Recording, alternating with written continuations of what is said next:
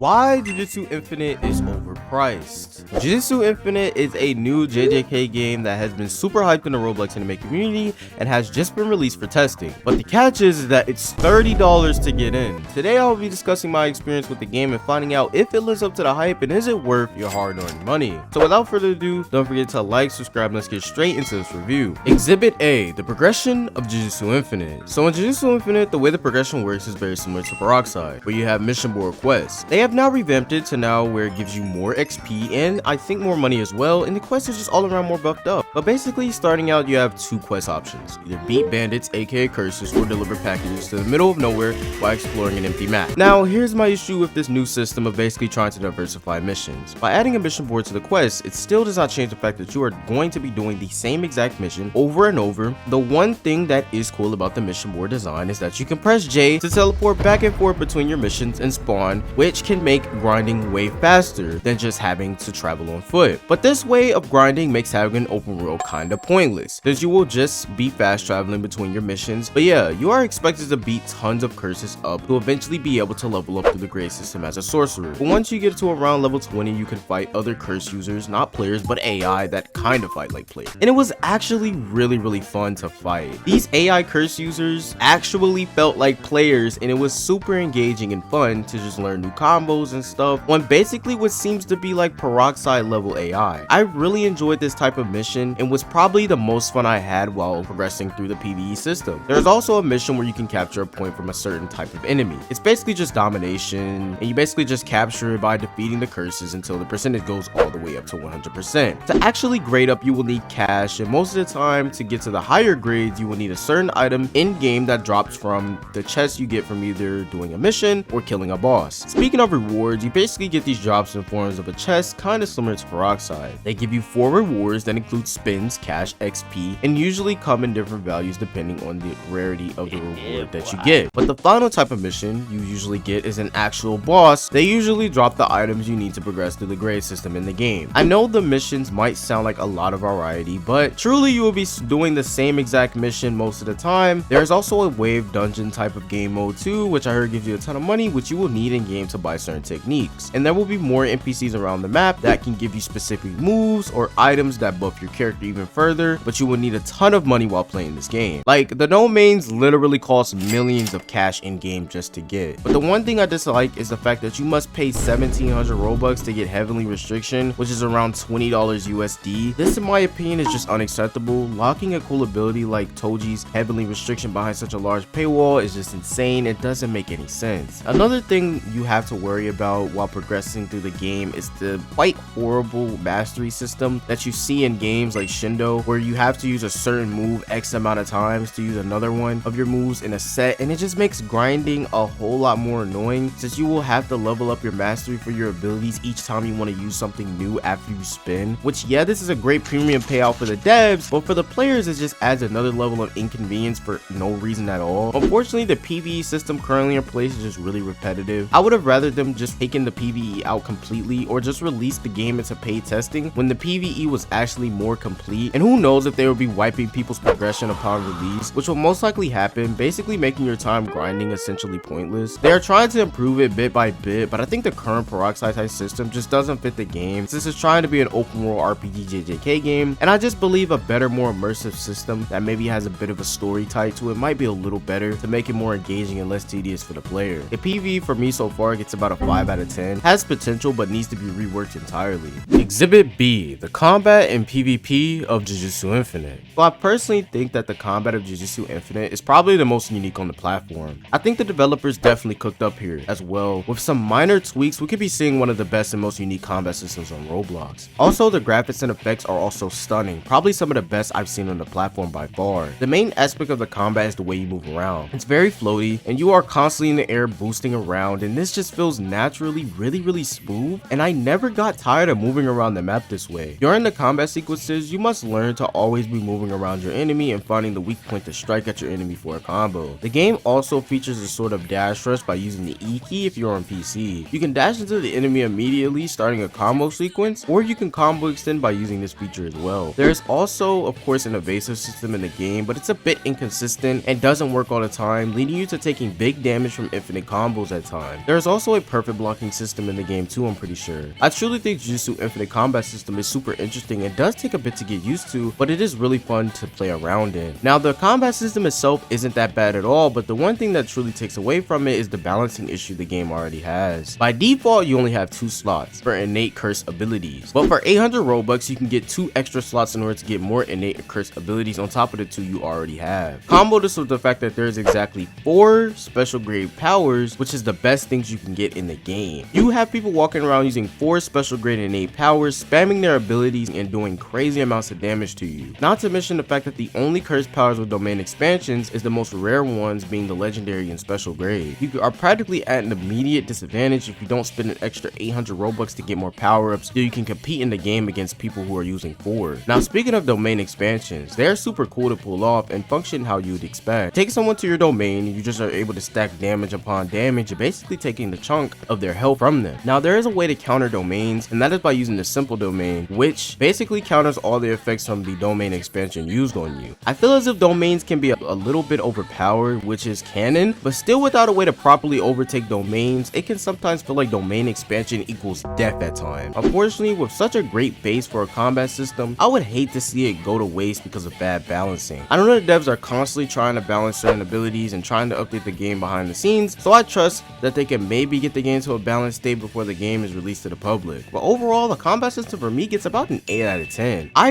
really enjoyed it for the most part. Exhibit C, the spins and rate system of Jujutsu Infinite. The Jujutsu Infinite spin system is quite similar to a lot of games, where the most rare is some absurd percentage like special grades being 0.25% of a chance, but luckily the spins aren't that expensive to get via Robux, and the devs have given out codes to compensate the players who have bought the game. But still, this never really justifies the rates in these games, since you can easily just not get a special grade out of 800 spins given. Exhibit D, is Jujutsu Infinite overpriced? Now we answer the main question of the video: is the price to access this game actually worth it? For $30, you're getting a very unfinished PvE system, access to everything in the game via the base play area, and arena mode where you can test basically everything against other players in a PvP setting, tons of spins via compensation from codes. Even with these things, it is still nowhere near worth $30 in my opinion, since the game isn't even in beta and is more like in a pre-alpha stage. Hell, the game doesn't even have a release date, for crying out loud, and many people are speculating that the game may not be coming out until 2024. $30 is just way too much for a Roblox game in general. We have to remember, these games are practically indie games made by small teams, so even in the actual gaming industry, charging $30 for an indie game is pretty absurd unless that game is really good. But this is $30 for a super early access to an indie Roblox game, which is even worse than absurd in my eyes. I didn't even pay $30 since I'm a content creator, but if you're just a normal player, I would just wait for the game to go free. I do understand the devs need funding for the game, and with these devs being in college and all, but if we are charging $30 and some people even having to pay more than this depending on their country, we must also hold this game to the highest standard, which means if they drop this game and don't support it with consistent updates, everyone who bought access will automatically be allowed to expose these devs for cashing in